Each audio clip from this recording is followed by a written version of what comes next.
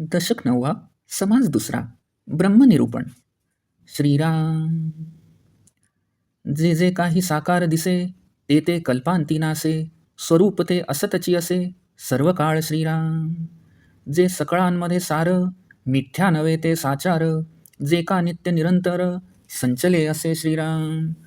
ते भगवंताचे निजरूप, त्यासी बोली जे स्वरूप, याही वेगळी अमूप नामे तयाची श्रीराम. त्यास नामाचा संकेत कळावया हा दृष्टांत, परिते स्वरूप नामातीत असतची असे श्रीराम. दृश्या सबाह्य संचले, परिते विश्वास चोरले, जवळीच नाहीसे झाले असतची कैसे श्रीराम. ऐसा ऐकोनिया देव, उठे दृष्टीचा भाव, पाहो जाता दिसे सर्व दृश्यची अवघे श्रीराम. दृष्टीचा विषय दृश्य, तोची झालिया सादृश्य, तेणे दृष्टी पावे संतोष, परिते देखणे नवे श्रीराम. दृष्टीस दिसे ते नासे, ये तद्विषयी श्रुती असे, म्हणून जे दृष्टीस दिसे ते स्वरूप नवे श्रीराम.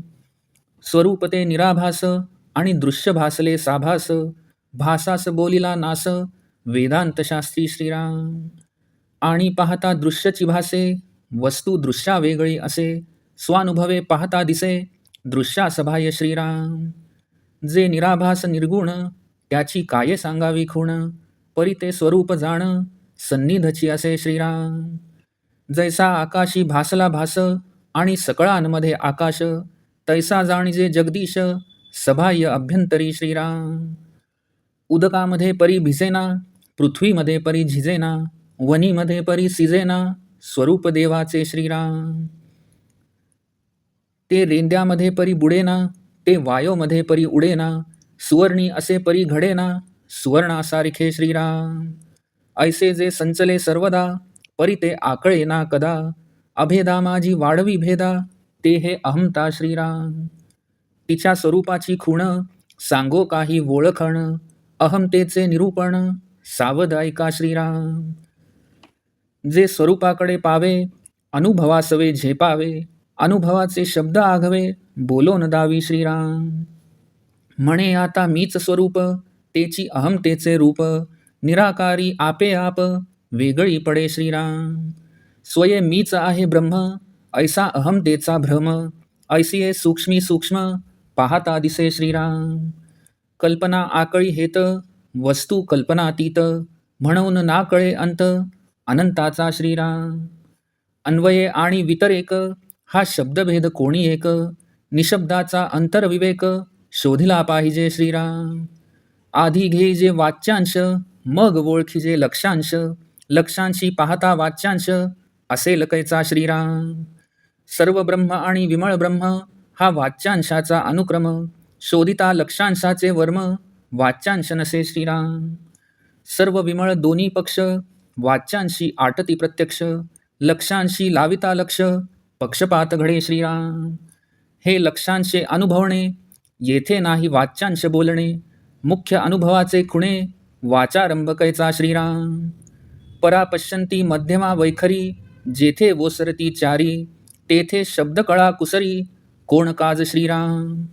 शब्द बोलता सवेच नासे, तेथे शाश्वतता कोठे असे, प्रत्यक्षास प्रमाण नसे बरे पहा श्रीराम.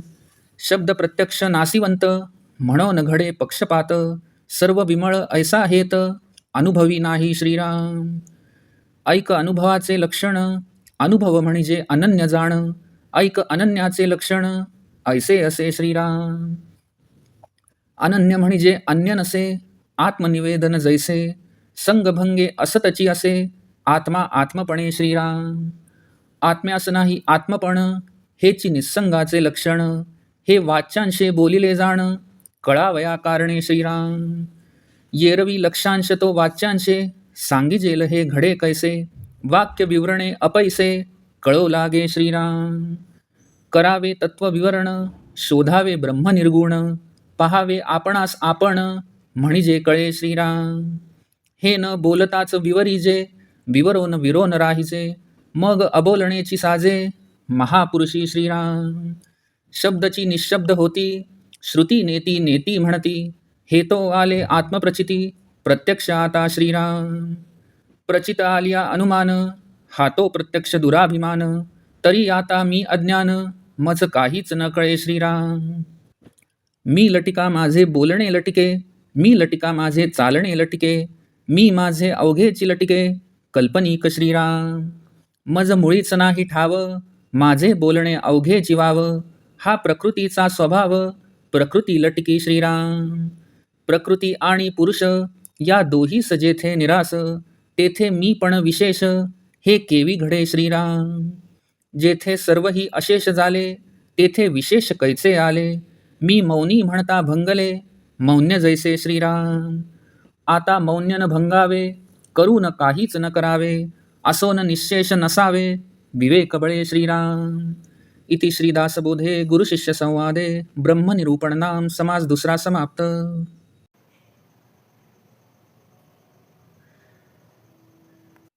दशक 9वा समास दुसरा ब्रह्मनिरूपण. श्रीराम. जे जे या जगात आकाराला येते ते ते सर्व कल्पांती नाश पावते, पण स्वरूपाचा कधीही नाश होत नाही. ते सर्व काळ जसेच्या तसेच असते. ते सर्वांचे सार असून तेच सत्य आहे. ते मिथ्या नसून नित्य निरंतर सर्वांच्या अंतर्बाह्य व्यापलेले आहे. तेच भगवंताचे खरे रूप असून त्यालाच स्वरूप असे म्हणतात. याशिवायही त्याची अनेक नामे आहेत. त्याचे स्वरूप कळावे म्हणूनच त्याला नामे दिली जातात व दृष्टांत दिले जातात. पण खरे तर ते स्वरूप नामातीत असून ते सदैव जसेच्या तसेच असते. वास्तविक दृश्य सृष्टीच्या आतबाहेर सर्वत्र ते कोंदाटलेले आहे, पण तरी ते जगातील सामान्य लोकांपासून गुप्त राहिलेले आहे. म्हणून ते अत्यंत जवळ असूनही नाहीच असे लोकांना वाटते. असे हे देवाचे वर्णन ऐकून लोकांच्या मनात त्याला प्रत्यक्ष डोळ्यांनी पाहावे असा भाव उत्पन्न होतो. पण त्याला पाहण्याचा प्रयत्न केला तो देव तर दिसतच नाही, पण अवघी दृश्य सृष्टीच दिसते. नेत्रांचा विषयच दृश्य हा आहे. प्रत्यक्ष दिसला असता संतोष होतो, पण ते खरे पाहणे नव्हेच. जे जे दृष्टीला दिसते ते ते नाश पावते या अर्थाची श्रुती आहे. म्हणजेच यद दृष्टम तद नष्टम. म्हणूनच जे जे दृष्टीला दिसते ते स्वरूप नव्हे, कारण स्वरूप तर शाश्वत आहे. दृश्य हे भासमय असते म्हणून ते भासते, आणि वेदांत शास्त्रात भास हा नाशिवंत असतो असे म्हटले आहे. म्हणून स्वरूपाच्या ठिकाणी भास मुळेच नाही. आपण जेव्हा डोळ्यांनी पाहतो तेव्हा दृश्यच डोळ्याला दिसते, पण आत्मवस्तू ही दृश्या वेगळी आहे. ज्यावेळी आत्मवस्तूचा साक्षात अनुभव येतो तेव्हा ती दृश्याच्या सबाह्य अभ्यंतरी व्यापून राहिली आहे असा अनुभव येतो. जे आभासरहित गुणरहित आहे त्याची खूण तरी कशी काय सांगणार. पण ते स्वरूप आपल्या अगदी जवळच असते. जसे आकाशातच सर्व भास भासतात आणि सर्वांमध्ये आकाशच व्यापून असते, त्याप्रमाणे जगदीशही सर्व जगास सबाह्य अभ्यंतरी व्यापून राहिलेला असतो.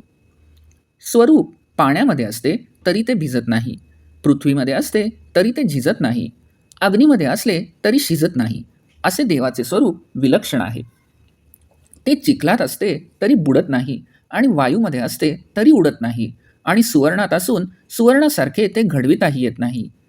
असे ते सदा सर्वत्र संचलेले असूनही ते कधीही कळून येत नाही. अशा त्या अभेद स्वरूपाच्या ठिकाणी अहंकारामुळे भेद वाढतो.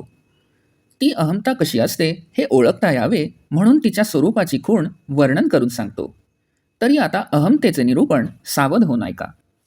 अहमता स्वरूपाकडे वळते, म्हणजे अहम ब्रह्मास्मी असे चिंतन घडू लागते. तसे अनुसंधान होता होता स्वस्वरूप अनुभव येतो. मग ती अहमता आपला अनुभव शब्दात बोलून दाखवते. ती म्हणते की मीच स्वरूप आहे. असे म्हणणे हेच अहमतेचे रूप आहे. मीच स्वरूप असे म्हणताना साहजिकच जाणीव मी रूपाने आणि स्वरूप रूपाने द्विधा झालेली असते, म्हणून निराकार ब्रह्मापासून वेगळी पडते. मीच स्वतः ब्रह्म आहे असे म्हणताना अहमतेचा भ्रम अजून कायम आहे. हेच सूक्ष्म ब्रह्मासंबंधी सूक्ष्म विचार केल्यावर कळून येते. अहम ब्रह्मास्मी हा भाव कल्पनेने जाणता येतो, पण वस्तू तर कल्पनातीत आहे. अनंताचा अंत जाणताच येत नाही, कारण अनंताचा शोध घेणारा अनंताशी एकरूप होतो, त्याचे अस्तित्वच राहत नाही. अन्वय म्हणजे उभारणी व व्यतिरेक म्हणजे संहारणी हा केवळ शाब्दिक भेदच असतो. जेथे शब्द पोहोचूच शकत नाही त्या निःशब्दाचा म्हणजे परब्रह्माच्या स्वरूपाचा अंतर्मुख होऊन विचार केला पाहिजे. आधी शब्दार्थाकडे लक्ष द्यावे, मग त्यात जो गूढ भावार्थ असेल तो लक्षात घ्यावा. लक्षार्थाचे चिंतन करू लागले की वाच्यांश म्हणजे शब्दार्थ मागे पडतो. सर्व ब्रह्म आणि विमळ ब्रह्म यात केवळ शब्दार्थाचाच भेद आहे. लक्षांशाचे वर्म जाणण्याचा प्रयत्न केला की दोन्हींनी निर्देश केलेले परब्रह्म एकच आहे हे कळून येते आणि ते परब्रह्म तर शब्दाच्या पलीकडील आहे, तेथे वाच्यांश पोहोचूच शकत नाही. सर्व ब्रह्म व विमळ ब्रह्म हे दोन्ही पक्ष वाच्यांशात आटून जातात हे प्रत्यक्ष दिसते. दोन्हींच्या लक्षांशाकडे लक्ष केंद्रित केले की हे दोन्ही पक्ष गळून पडतात, म्हणजे दोन्हीचा भावार्थ परब्रह्म एकले एकच असा होतो. लक्षांशाचे अनुसंधान करून अनुभव घ्यावा. स्वरूपाच्या अनुभवामध्ये शब्द बोलण्याचे कामच राहत नाही. ही खूण अनुभवण्याची आहे, तेथे वाचेचे कामच उरत नाही. ज्या परब्रह्माच्या ठिकाणी परा, पश्यंती, मध्यमा व वैखरी या चारी वाचा ओसरतात, पोचू शकत नाहीत, तेथे शब्द पांडित्य काय कामाचे. शब्द उच्चारला गेला की लगेच तो नाहीसा होतो, मग तेथे शाश्वतता कुठे आहे. ही सर्वांच्या अनुभवाची गोष्ट असल्याने तिला प्रमाण देण्याची आवश्यकताच नाही. शब्द प्रत्यक्ष नाशिवंत असल्याने स्वरूपाच्या ठिकाणी सर्व वाद मतभेद नष्ट होतात. तेथे सर्व ब्रह्म की विमल ब्रह्म असा प्रश्न उरत नाही, कारण अनुभव हा नेहमी भावातीत असतो. आता अनुभवाचे लक्षण ऐक. अनुभव म्हणजे अनन्य, म्हणजेच जेथे अन्य नाही, ते एकले एक स्वस्वरूप तेच आपण होणे. अनन्य म्हणजे दुसरा कोणी नसणे, म्हणजेच आत्मनिवेदन असे जाणावे. मीपणाच्या त्यागानंतर मी आत्मा या अनुभवातील मीची जाणीव नष्ट झाल्यावर तद्रूपतेने केवळ आत्माच उरतो. आत्म्याच्या ठिकाणी मी आत्मा ही जाणीवही नसते. हे निस्संगाचे लक्षण होय. वास्तविक या अवस्थेचे वर्णन शब्दात होऊ शकत नाही, पण कळावे यासाठी सांगणे भाग पडते. एरवी जो लक्षांश असतो तो वाच्यांशाच्या म्हणजे केवळ शब्दार्थाने सांगणे शक्य नसते, पण त्या लक्षांशाचे सूक्ष्म बुद्धीने विवरण केले की तो आपोआप कळू लागतो. तत्वांचे विवरण करून निर्गुण ब्रह्माचा शोध घेण्याचा अभ्यास करावा, म्हणजे आपल्या खऱ्या स्वरूपाचे ज्ञान होते व अनुसंधानाने स्वस्वरूपाचा साक्षात अनुभव येतो. न बोलताच या सांगण्याचे मनन करावे व तेथेच तन्मय होऊन राहावे. असे तन्मय झालेले महापुरुषच नुसत्या कृपादृष्टीने साधकात स्वानुभव संचरित करू शकतात. त्यांचे मौन हेच खरे प्रवचन ठरते. स्वरूपापर्यंत शब्द पोहोचूच शकत नाही. त्यामुळे प्रत्यक्ष आत्मप्रचिती आली की श्रुती त्याचे नेती नेती म्हणून वर्णन का करतात हे कळते. असा अनुभव आल्यावरही अनुमान करीत राहणे म्हणजे प्रत्यक्ष दुराभिमानच आहे, आणि अभिमान जेथे असतो तेथे अज्ञान असतेच. त्यामुळे असा दुराभिमानी जो, त्याला काहीच कळत नसते. आपण ज्याला मी म्हणतो तो तर खोटाच असतो. त्यामुळे त्या मीचे बोलणे, चालणे, मी माझे म्हणणे वगैरे सर्वच काल्पनिक लटके असते. मीपणाला जेथे स्थान नाही तेथे माझे सर्व बोलणेही व्यर्थच होय. हे सर्व प्रकृतीच्या स्वभावानुसारच घडते आणि प्रकृती ही खोटी भासमय आहे. स्वरूपाच्या ठिकाणी प्रकृती म्हणजे वायुरूप स्फुरण व पुरुष म्हणजे शुद्ध जाणीव या दोहींचा निराश होतो. तेथे मी ही विशेष भावना राहीलच कशी. जेथे सर्व दृश्य निश्शेष झाले तेथे मी पण हे विशेष तरी कसे राहील. एखाद्या माणसाने म्हणावे की मी मौनी आहे, म्हणजे त्याच्या या बोलण्यानेच त्याचे मौन भंग पावते. तसेच जे निश्शेष आहे त्याला विशेष ठरविल्याने घडते. म्हणून आता स्वरूपानुभव घ्यावा, पण मौन भंगू देऊ नये.